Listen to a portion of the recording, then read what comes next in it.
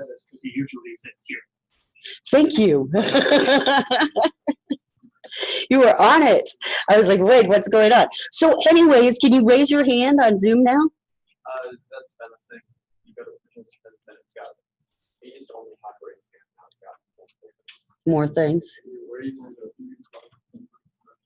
It's on participants.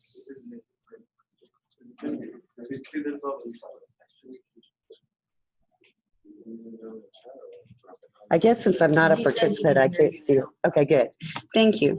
Thank you, you guys. All right, so let's run our inner query here and see what we've got. I'm going to go ahead and open my database so I don't have this problem. Gripe at me. All right, I want to get the invoice total for vendor 115 for all of their invoices. I must have selected a little too much.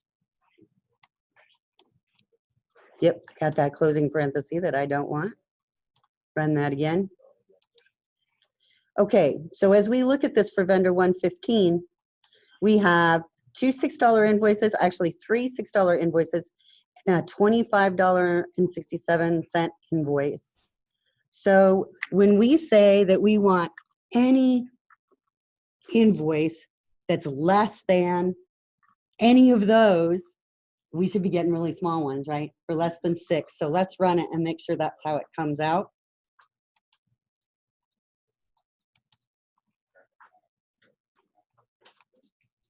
So we've got some $6 ones, but we're also getting ones that are less than that first amount. So that's the way you guys were interpreting the all. So the any is giving you if it's less than the highest amount.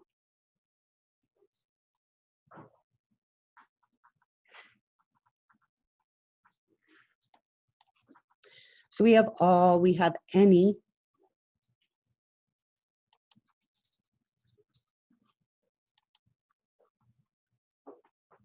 And the next we have a correlated query.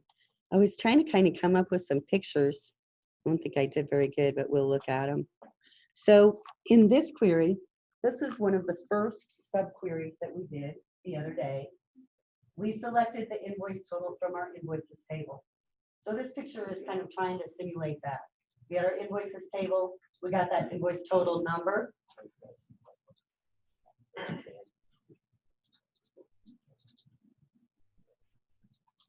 We use that then to go against our invoices table and say that we wanted all the invoices that were greater than that number. And so that's how that flow went.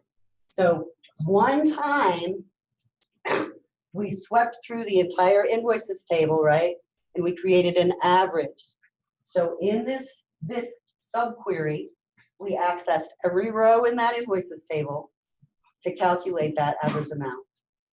Then we took that average amount internally, the database management system is doing this, and it swept through the entire invoices table again to find invoices that were greater than that average amount, right? So we swept through or processed our invoices table 2 times for this subquery. So if we have, 4 billion invoices, that subquery could potentially take a while. So that's what happens when we do a standard query. Now, a correlated subquery is a little different. In a correlated subquery, our inner query has some specific naming going on. So we do a select statement and we assign it a synonym. When I select this invoice total from invoices, I want to call that invoice INV_sub.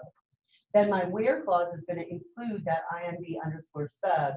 And it says where the vendor ID of this subquery is equal to the vendor ID of the main query. Well, because we have this where clause on the inner query, this query is going to be correlated, which means every time we get a new vendor from the subquery, like vendor number 83, we're going to go out and run the entire outer query for that vendor. Then we'll be back to our inner query, get the next vendor. Then we'll run the entire outer query for that vendor. So when we're doing a correlated query, we can potentially process our table many times. So just by changing our syntax a little bit on our query, we can really impact how the database is processed. So some people are really afraid of a correlated subquery. You see stuff online about how they're really resource intensive and you need to be very careful, but there are times that they are the right thing to do. So let's create this one and see if we can get it to work. I was trying to show with this picture, but it looks just like the other one.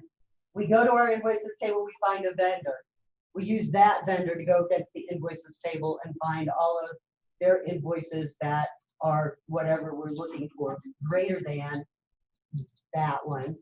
Then we go back and find another vendor and process their invoices. So we can hit the table multiple times. I've got that query already in here, so I'm going to bring it up.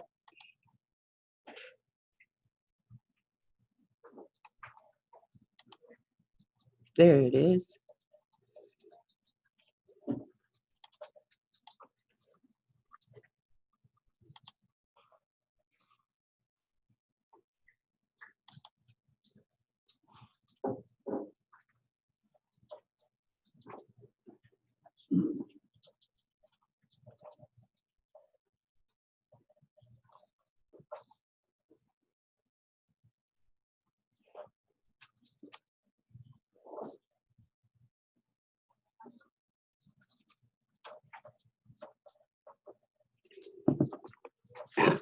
Now with this correlated subquery, it's harder for us to test the inner query, right? Because we can't just select that and try to run it, because it's referring to this synonym, this invoice main that we created in our outer query. So it's gonna be harder for us to separate them than it was the earlier ones that we were doing. So we could replace that invoice main .vendor ID with a specific vendor, but then we would break the correlated query because it would only be going against this one vendor. Why are we able to use alias in the next? Do I? Like usually we use the alias on the where. Uh-huh. I'll give you the where. Uh-huh. Why is it?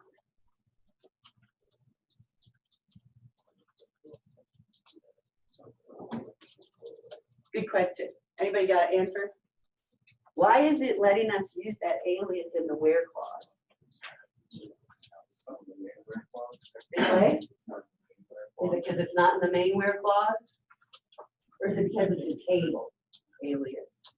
Where before we were doing column aliases? I think that's because it's a table alias. And so our table aliases are just a prefix. So we can use those in our where clause because we're still specifying the valid column name that we wouldn't be able to use an alias for. So we can do our tables. Good question. I wasn't even noticing that. Okay, so I'm going to try and run this. And it ran super fast. So even though it was evil correlated to query. So the first thing it did in the inner select, it got the average invoice for vendor ID 34.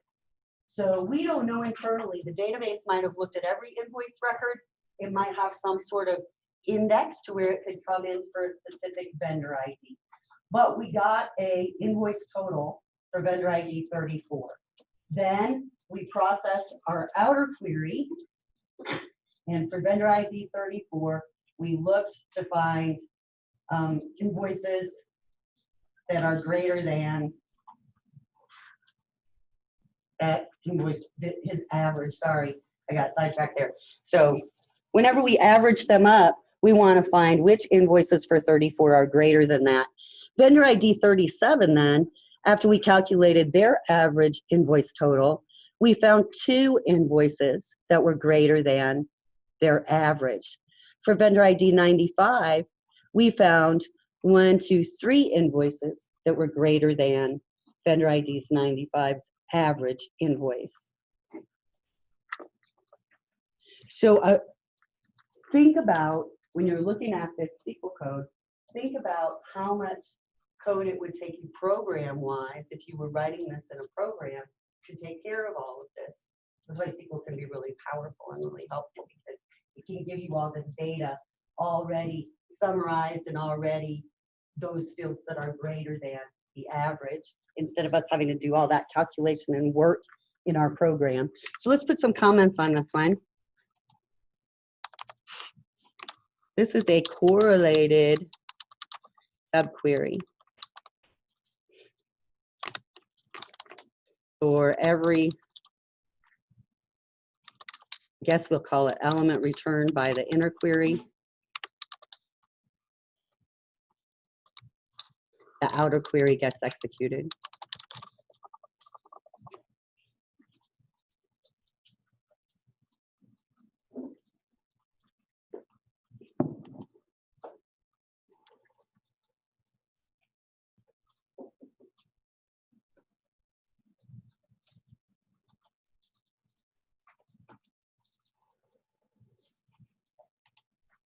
Hey, if it's working, that's great. So the thing that makes it correlated is actually the fact that we refer to that outer query within the inner query.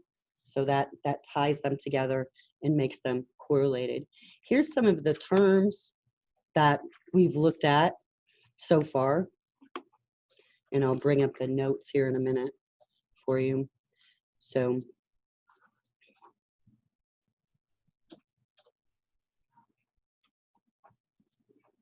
as we look at that correlated subquery, the derived table would be the table that's created in between. So when our inner query executes, it results in that average invoice total. That is actually held as a table, and it's considered that it is a derived table. The synonyms that we used on our tables would be considered correlation names because we're using them to create that correlated query.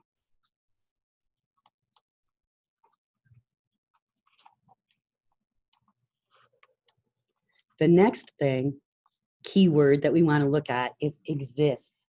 It's a lot like the all keyword. Noah and I were talking about it the other day after class, and some of the keywords are very similar. And the reason being, SQL Server is Microsoft's product, and they've tried very hard to make it compatible with any other SQL implementation. So not exist and exist keywords are common in like DB2 and Oracle, some of the really high-end database management systems.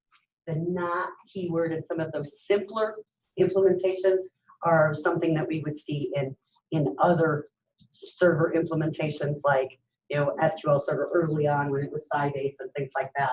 So we do actually have keywords that kind of result in the same thing. Is this like null or not? It's sort of like null and not null, exists and not exists. Are there other softwares that do the same thing that SQL Server Management Studio does? Right, DB2, all of those that, you know, we were talking about at the beginning of the semester. So there's lots and lots of relational database management systems, and they all use SQL. But over the years, you know, people don't really follow the rules, and they're like, oh, we've got this great idea. We're going to create this new keyword that's going to solve everybody's problems.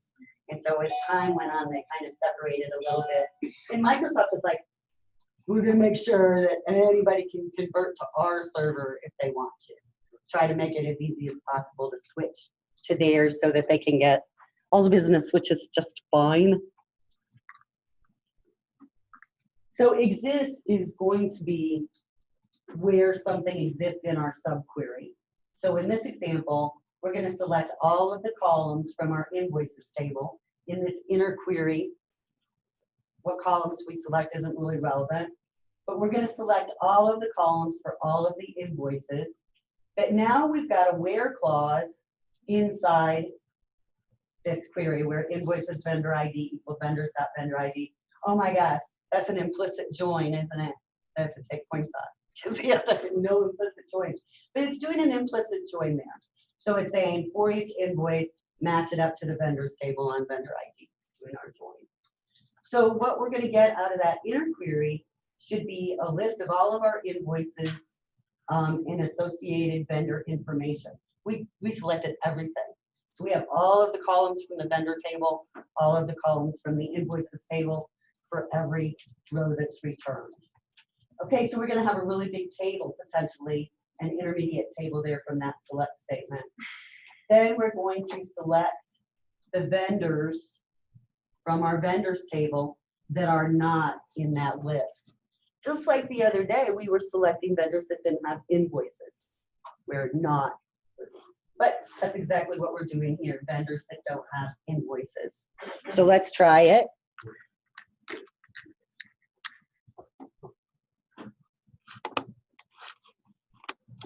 Most of the database management systems that I used at work were like big high-end ones like that. So I'm more familiar with exists and not exists than that not operator. But they do the same thing. So I'm going to select vendor ID in my outer query, vendor name, vendor state, from vendors. And because I'm being able to just copy this from the book, I'm not doing it necessarily the way that I would do it if I were creating this query for the first time, because I would create the subquery first, make sure that we were getting the right data. We'll run it that way.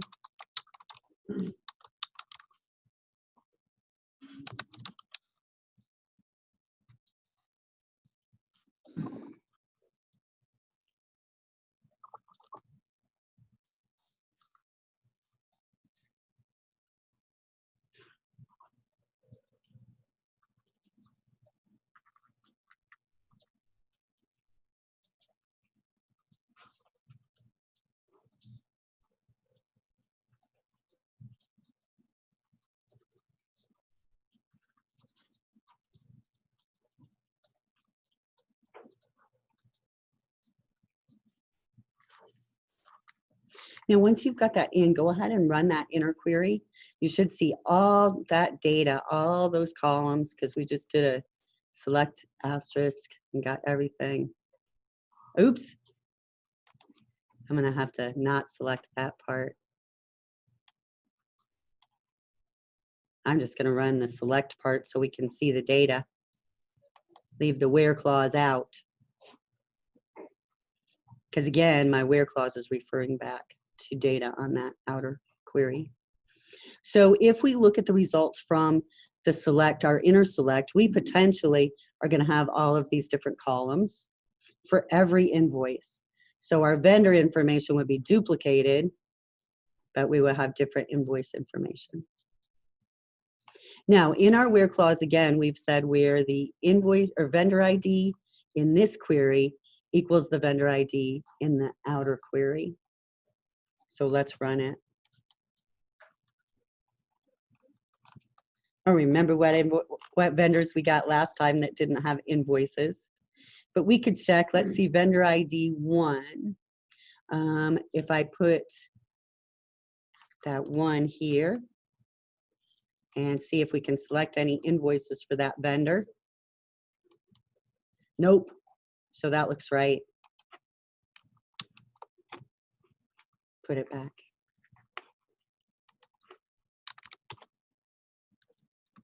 So this query uses the not exists keyword.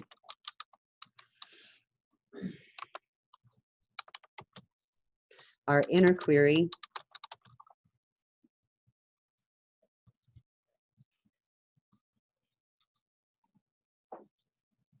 will return all invoices, and then our outer query will gather vendors that are not in the all invoices list.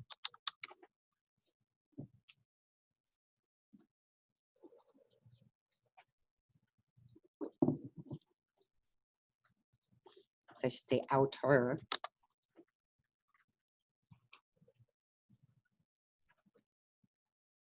Haven't been saving good. Let's save that one.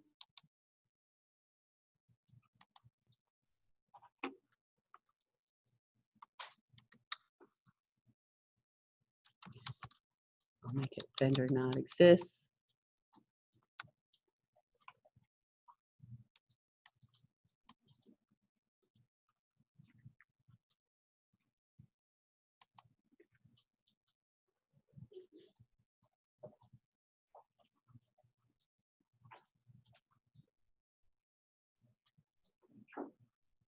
Okay, so we've seen all sorts of different subqueries.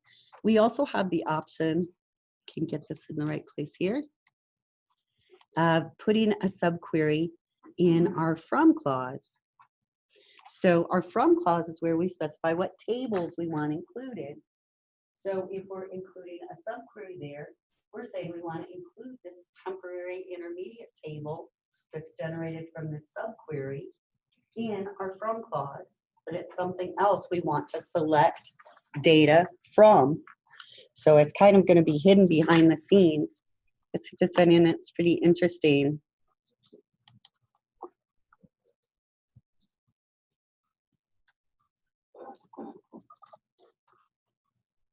In this one, we're going to be selecting things, columns that exist in multiple tables. So we're going to specify our table name to fully qualify that column name. We're also going to do some nice aggregate functions that remind ourselves about those.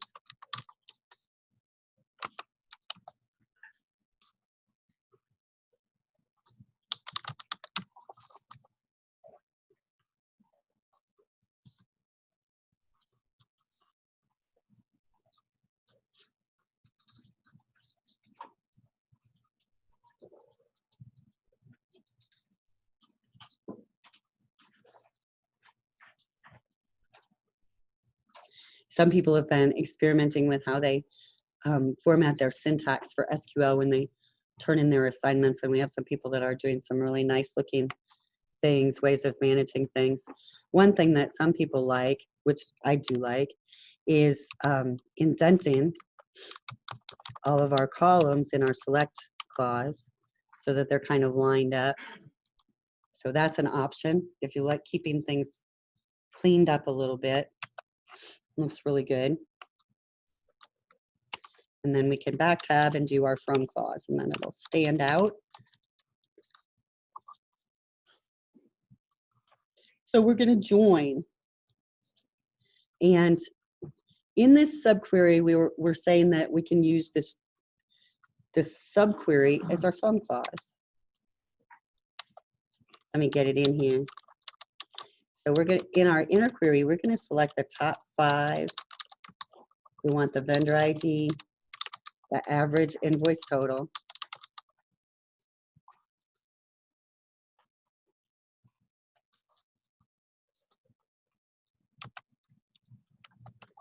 from invoices. It's going to get crazy here. Group by vendor ID.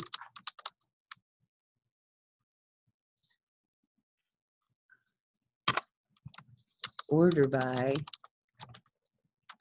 average invoice descending.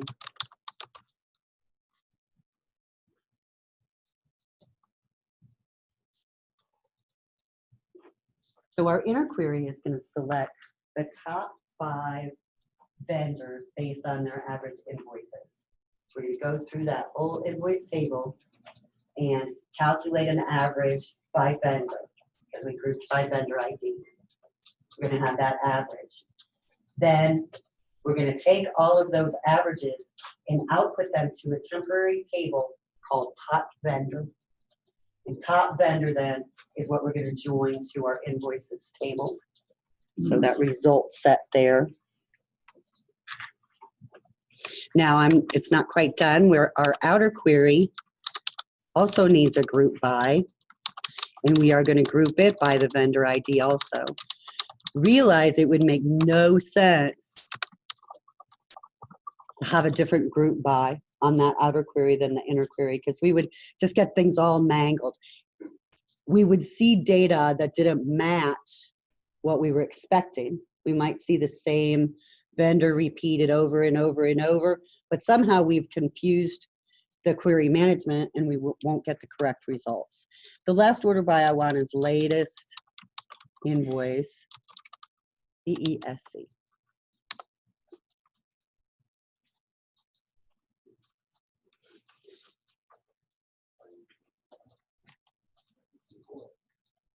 Oh, I'm missing something there.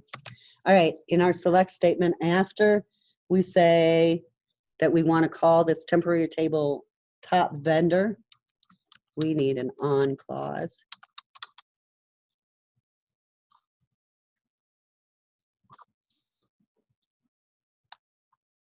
So does this, if I can type here, top vendor, dot vendor ID. So does this on clause belong to the inner query or our outer query?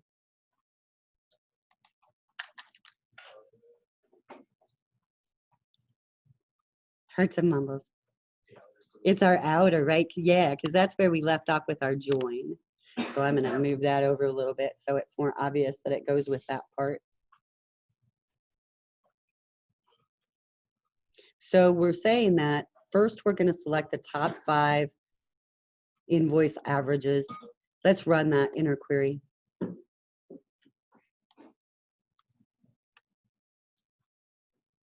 What should we get out? We should get a row for a vendor.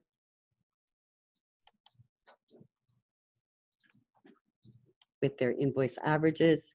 And then we said we only wanted the top 5. 1, 2, 3, 4, 5. It's like, I think there's 6. So this is our result set.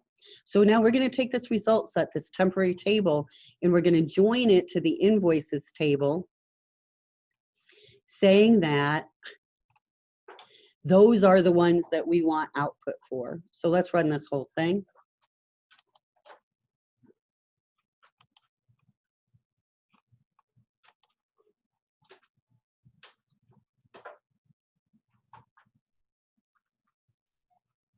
So what's the difference between our inner query and our outer query? There's not a lot of difference, is there? The date. And why would we have to have that date in the outer query? Because we wanted the highest date. So that way we're letting the database management system scan through those invoices to find the invoice with the latest date that matches one of our top 5 vendors. So we've got a lot of things going on there. So let's put some comments in. In our inner query, we select the top 5 average invoice total vendors. I don't know how else to say that.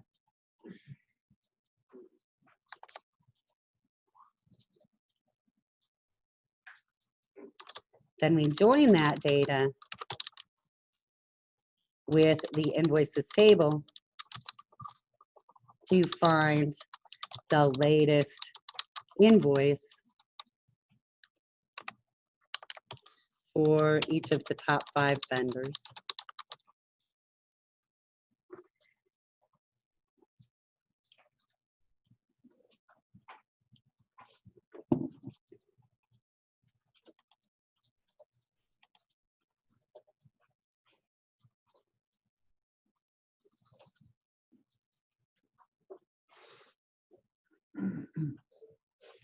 Now let's make that query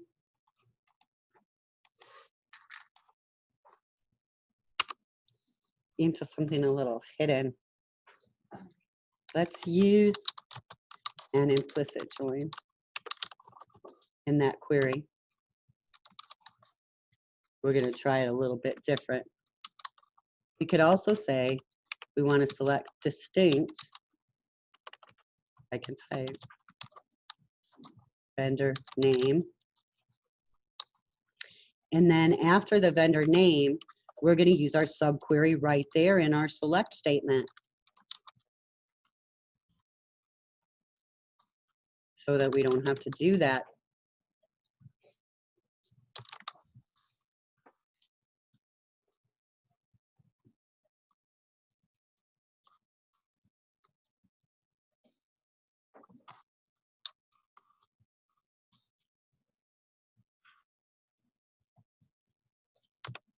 Okay, I'm going to put that as up here.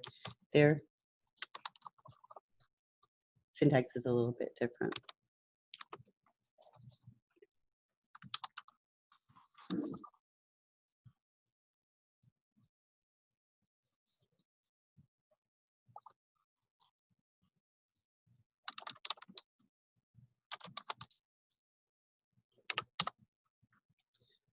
taking a look at this one, first of all, we're starting out by selecting distinct. So that means we're only going to get one row back for each vendor, right? And we're selecting distinct based on their name. We could use their vendor ID also. Then, beside the name of our vendor, we want to include in our columns, our output columns, the result of this inner query, of this select statement. The inner query is going to select that highest invoice date for us, and it's going to call it latest INV. And that's what we're going to order by. So will we get the same results as this one? Let's try it. We're going to get the vendor name instead of their ID, right? But other than that, we should be seeing the same thing. So I'm going to just select this new one, or I guess I'll just run them both. So I'll have them side by side, or up and down, above and below. So I've got 0331. So for vendor 110, assume that's the same person.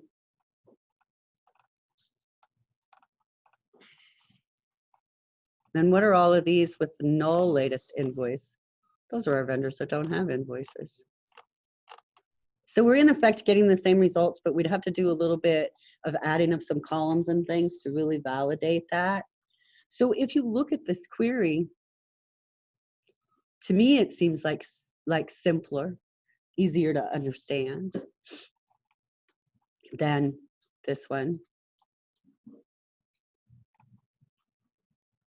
So there's lots of ways to skin a cat, as they say, especially with SQL, lots of ways you can do the same thing. So sometimes you might get the same results with a completely different query. Now in your information, you'll see some more advanced queries, like in this example, they use 3 subqueries. So we can get really wild. This is it continuing on. We're not going to do that one. I'll let you do it at home if you want to, because it's 2 or 3 pages. But we can just keep going. Now, there is a procedure, though, for building these complex queries. First of all, we want to state the problem. So if you notice, that's why I always kind of try to stop after we've entered in our query and think about what our results are going to be, because since we're learning, we're kind of coming at it backwards, right? Because we were given the query, we kind of have to figure out what that problem is that it's solving, because they don't really tell us very well. So if we were creating a query, we want to state the problem, use pseudocode if we need to decide how we're going to handle this. If necessary, we might need to use pseudocode to outline each subquery. Then, like I was saying, we would code the subqueries and test them to make sure that they give us the data we need. And then we would be able to code and test our final query. So we do have a process, and it is, you know, an evolutionary thing. So here's an example they've got of some pseudocode. Pseudocode for SQL, just like pseudocode for a program, kind of whatever you think. And then they give you some actual code for it.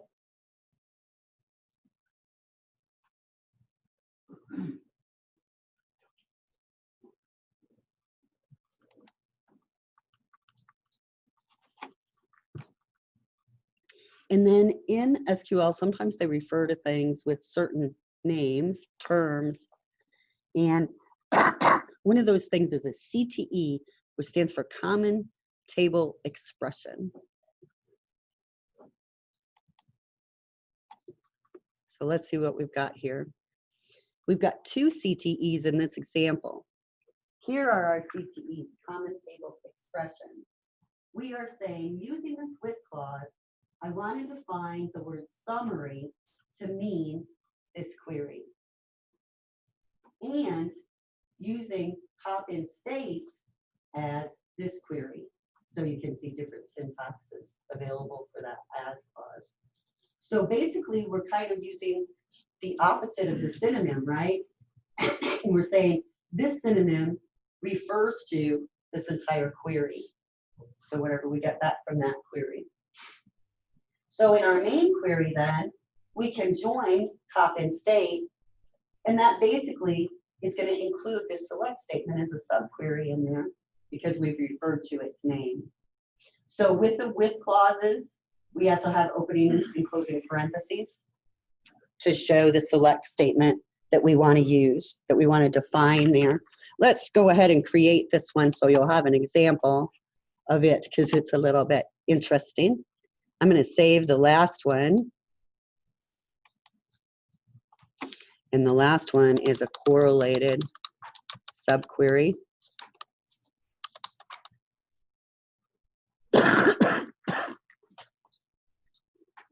And create a new one.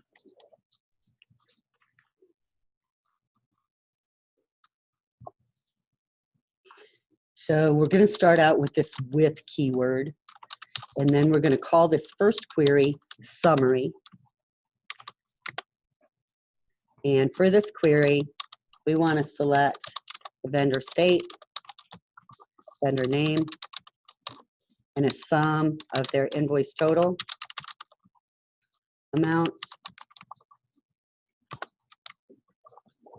as sum of invoices.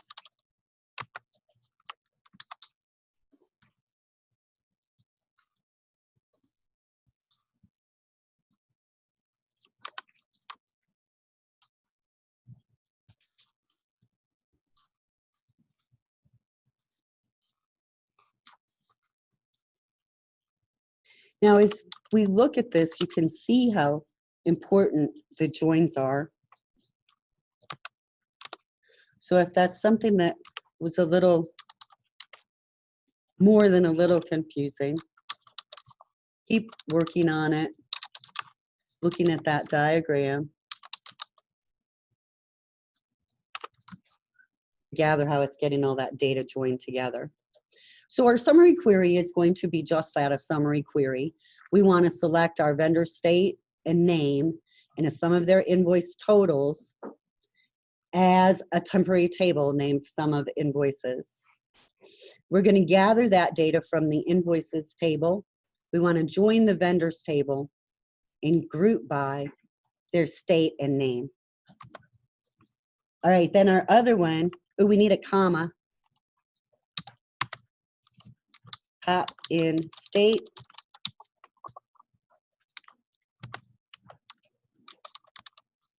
Now our top in state, we're going to do vendor state.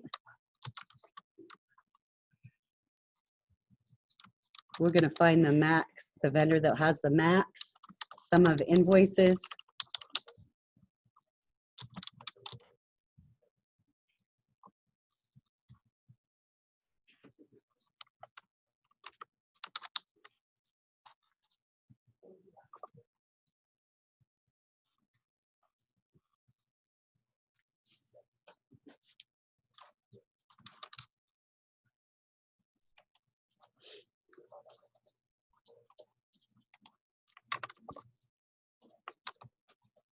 So our top in state query actually refers to our vendor state query, our summary query, I mean. So now we have both of these queries defined, common table expressions. We can use them.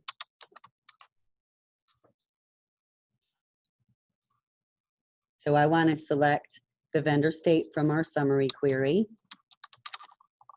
the vendor name from our summary query,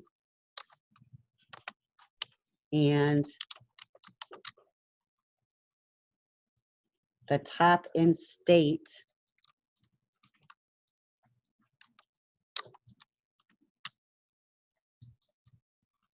sum of invoices.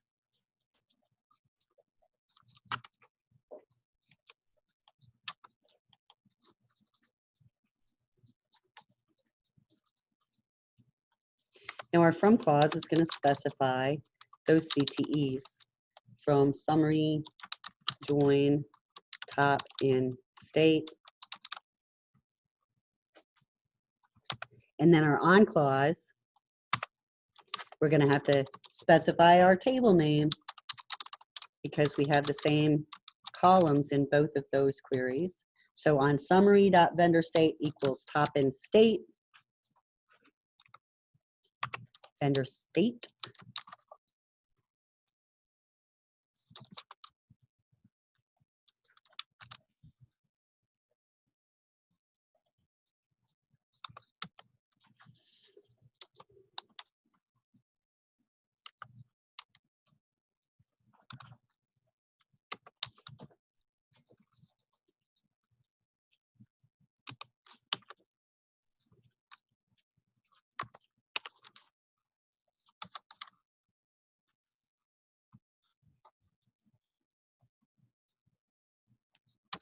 Finally.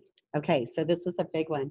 So we created two common table expressions, which are queries, and then we're referring to those in our query here to actually output our data. So let's see what we're going to get. Our first query, our summary query, we already said it's going to give us a row for each vendor state and vendor name, right? So with that, we're going to have a total of their invoices. We can try it. Let's run that one. I'm going to highlight that select statement and execute it. So here's all our vendor states, and here's each vendor that's in that state. We should only see them once because we did a group by on the vendor name. And then this is the sum of all of their invoices. So that looks good. Now our top in state is going to use that summary query to get the maximum of all those invoices, of the sum of all of those invoices. So notice how this is different than just going through and getting the max total invoice out of the table. We're going to get the max total out of the tables. So let's run the whole thing because we can't run that top in state really by itself. So I'm going to execute it. So now for each state, we should see the highest vendor in their sum of invoices.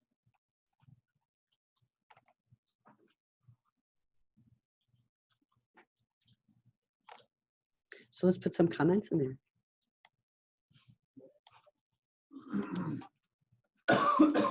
So CTE is a common table expression.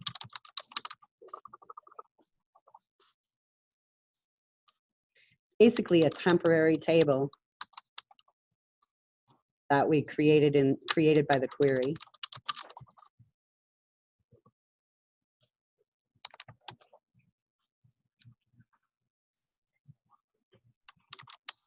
So here we create two CTEs and then utilize them in our query.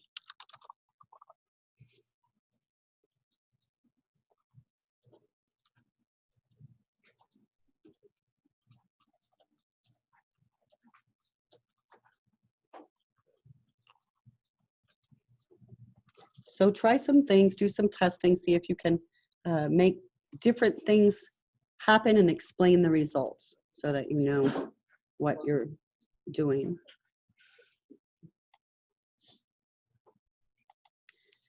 That is it, yay.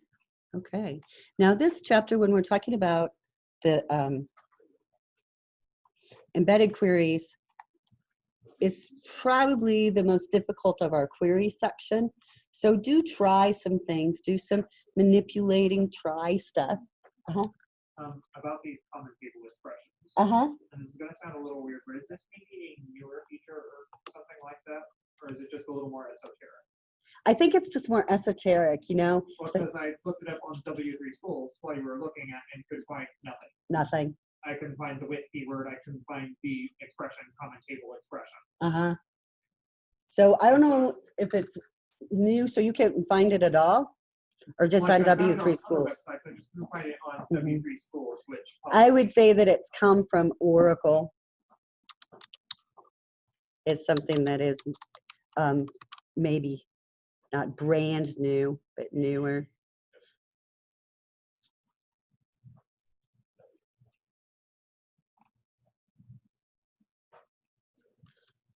Introduced. It says common table expressions were introduced into standard SQL. So let's see if they say when. They probably won't. Oh yeah, SQL Server 2005. So that's not super new, but relatively new in terms of technology. Getting people to adapt to things can take a while. So gives you a lot of power, it looks like. I think they're really neat, actually. Probably would use them a lot if I were doing stuff. All right, that gives you quite a bit of time to work on your labs. Do you need all that time? Don't we have it? Sure. Jumped off of it too soon. There you go.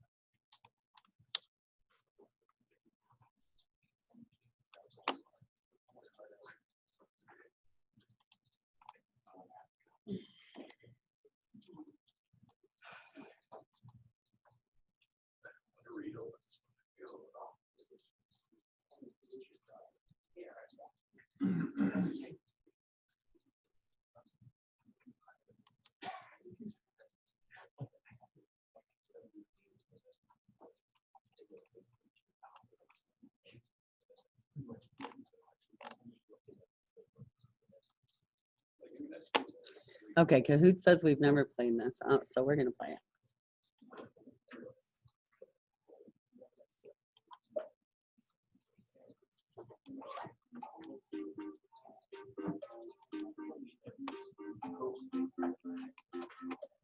This one's pretty short. Every warning sign.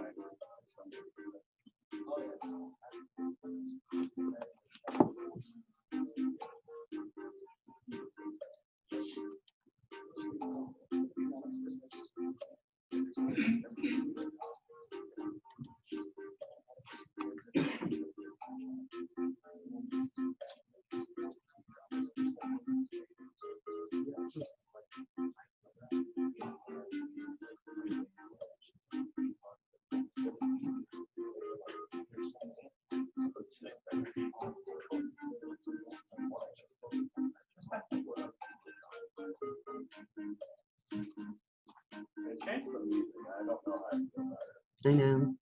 It's just not the same. I saw a Cahoots meme where they were showing all the students dancing from the music, and yeah, we need that old music.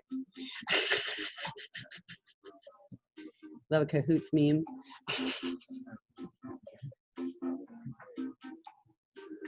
We should have a few more. What do we got? Trouble? Trouble?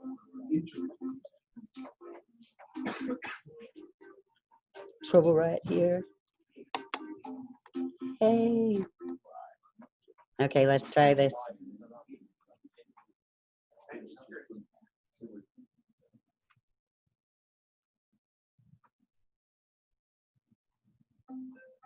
These perform calculations on the values in a set of selected rows.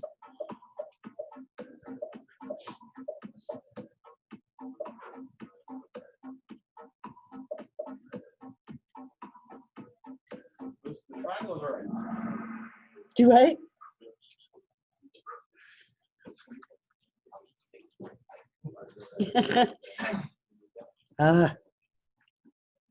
This clause specifies a search condition for a group or an aggregate.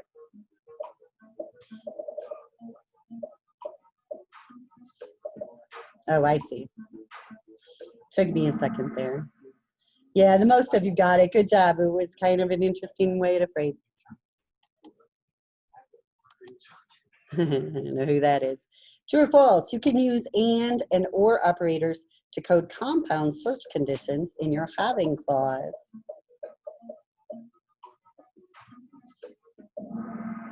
Woohoo! Big Chungus is beating everybody. The blank operator adds a summary row for each group specified.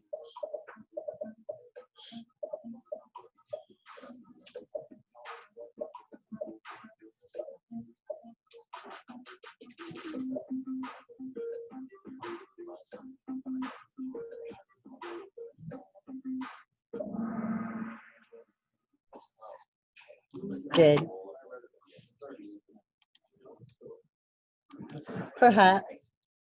True or false? Keywords any and some are equivalent.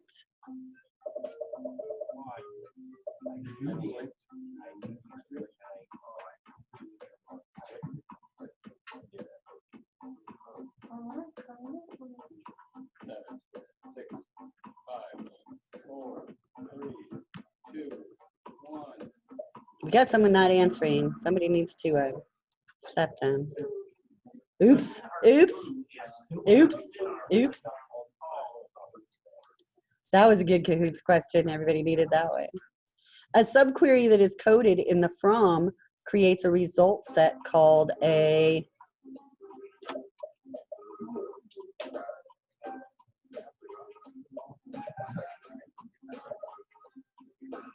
use the real name, not the common name.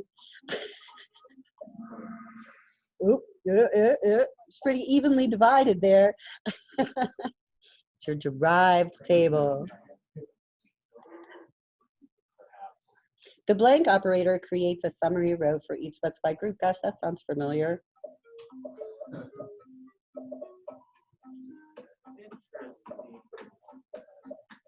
See if everybody can get it.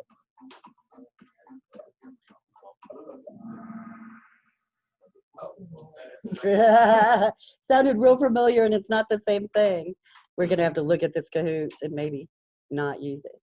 When you use the ROLLUP operator, you cannot use the blank keyword.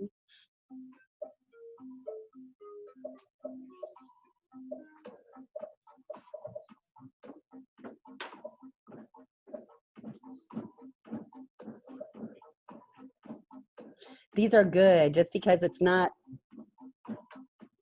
common stuff.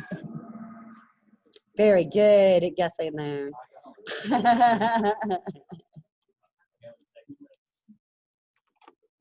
A having clause can only refer to a column included in the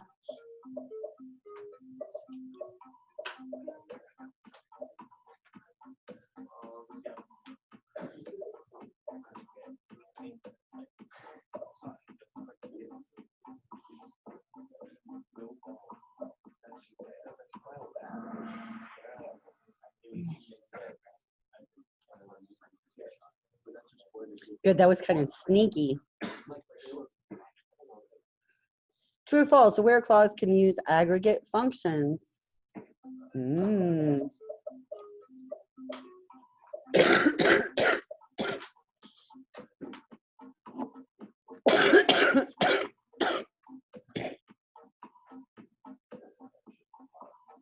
Person not answering, answer please.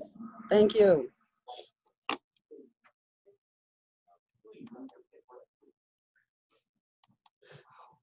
Last question. If you wanted to summarize the data in 2 or more tables, you could use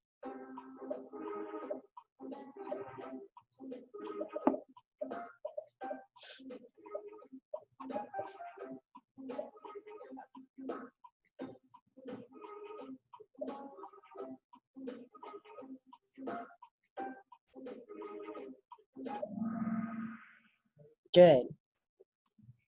It's getting it. Who got us here?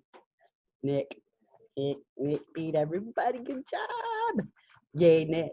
Okay, so maybe need to hit that book a little bit, huh? So this chapter is a little different than those other ones. You're going to have to get in there and get some definitions and get some things down. Here's some notes for chapter 6, but like I said, you may need to still refer to your book for some more.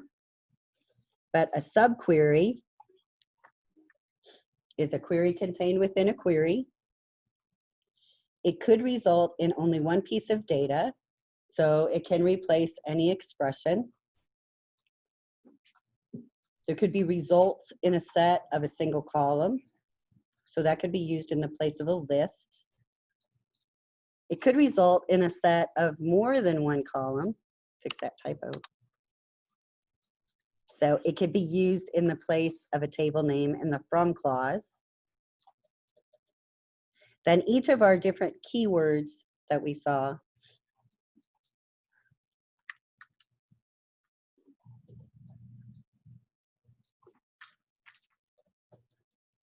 So these just have a lot of those, rules, like you can't do this with that because adding in the summary queries, the aggregate queries kind of changes things. So those are the things you want to get familiar with in your textbook.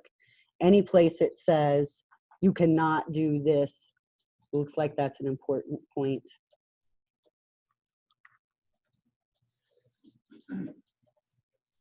Now, again, if you're not feeling good about the joins, refer back to the chapter before this one and do more reading and research and try all of the examples in the textbook